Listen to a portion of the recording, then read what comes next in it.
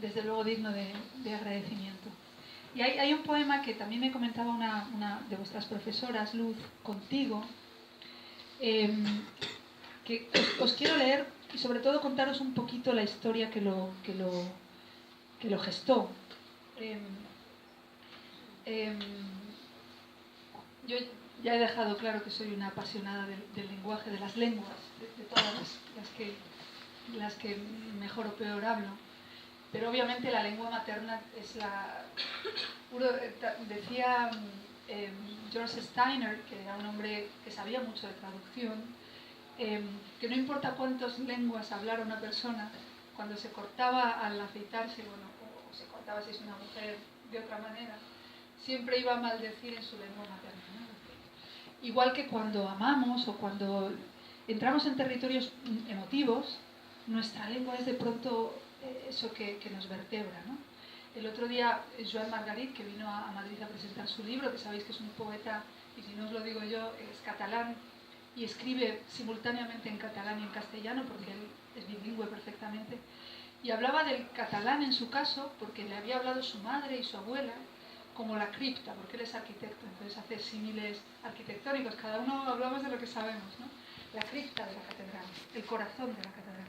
Pues nuestra lengua, en mi caso, el español, ese español que me dicen mis amigos mexicanos y puertorriqueños, es mi cripta emocionalmente. Entonces, esas palabras son las que yo oí cuando abrí los ojos al mundo y forman parte, desde el punto de vista metafórico, casi de la sangre, ¿no? Y a vosotros os pasa lo mismo, porque es también vuestra lengua materna. Entonces, de pronto, buceando entre las palabras de mi lengua materna, yo vi que había un concurso, una especie de convocatoria por internet, para todos los hispanoparlantes del mundo, que ya os digo que somos más de 500 millones de personas. Estamos por delante del inglés, y no es desprecio, yo estudié filología inglesa, soy profesora de inglés, es decir, que no es hablar de lo que no sé, pero estamos por delante en número de hablantes como lengua nativa. Ellos nos ganan en número de hablantes como segunda lengua o como lengua extranjera, pero esto ya es otra relación diferente con el idioma. También muy rica, pero no es la misma. Entonces me llamó mucho la atención, mira, una convocatoria para todos los que hablamos español como lengua materna, para que elijamos nuestra palabra favorita. Y eso, dicho así, parece una tontería. Bueno, ¿cualquiera? ¿Cuál es mi palabra favorita? De pronto, qué difícil, ¿no? Hay tantas.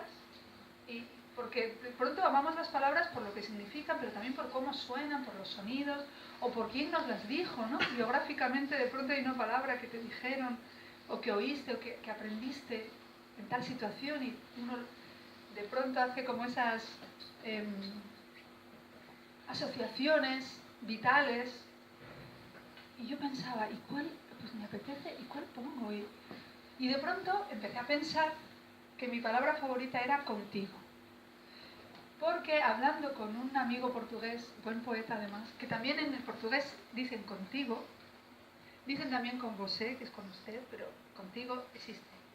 Y me decía que en la península ibérica los portugueses y nosotros somos los únicos que hemos inventado una especie de término extraño, porque cuando venían los soldados romanos a la península ibérica nos trajeron el latín, que de manera ya un poco estropeada hablamos, bueno, estropeada es una broma, porque obviamente nuestra lengua tiene toda la calidad de lengua, pero ellos nos trajeron ese contigo que en latín se decía tecum.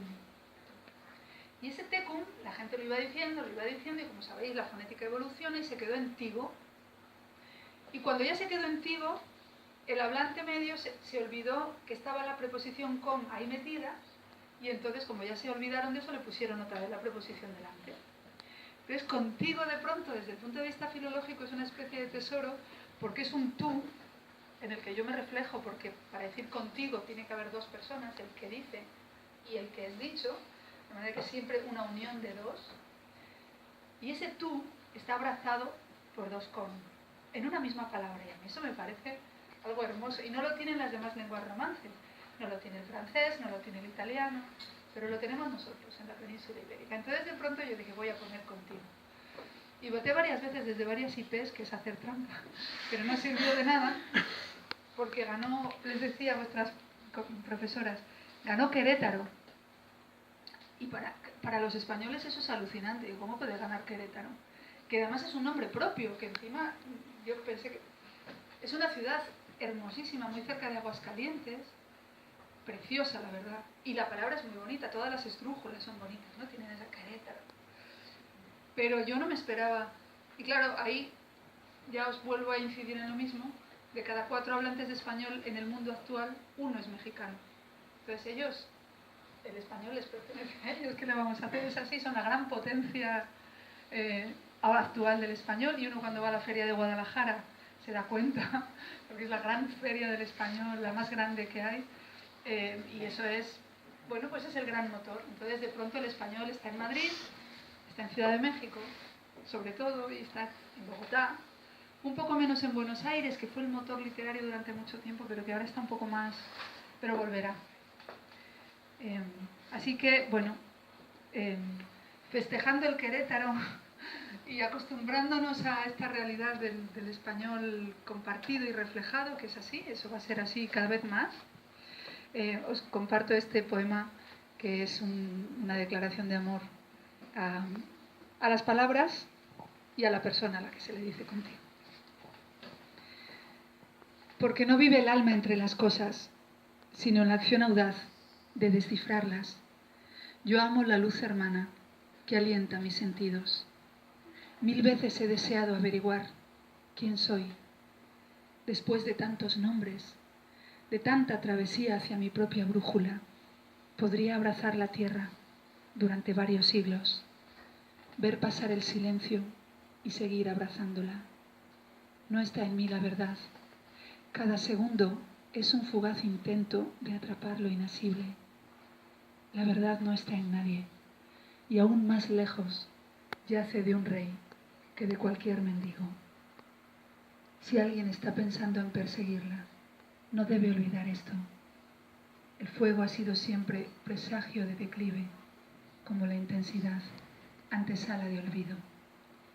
Cuando mis ojos vuelvan al origen, pido un último don.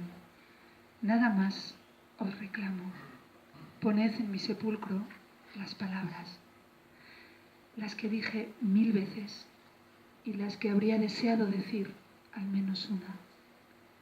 Guardad en mi costado las palabras, las que usé para amar, las que aprendí a lo largo del camino, las primeras que oí de labios de mi madre. Envolvedme entre ellas sin reparo. No temáis por su peso, pero cuidad con mimo la palabra contigo. Tratadla con respeto, colocadla sobre mi corazón. La verdad no está en nadie, pero ¿acaso las palabras pudieran engendrarla? Quizá entonces aquel a quien dije contigo y para quien contigo fue toda su costumbre, se acostará a mi lado, con ternura, juntos en el vacío más sagrado, cuando la eternidad toma nuestra medida, cuando la eternidad se pronuncia.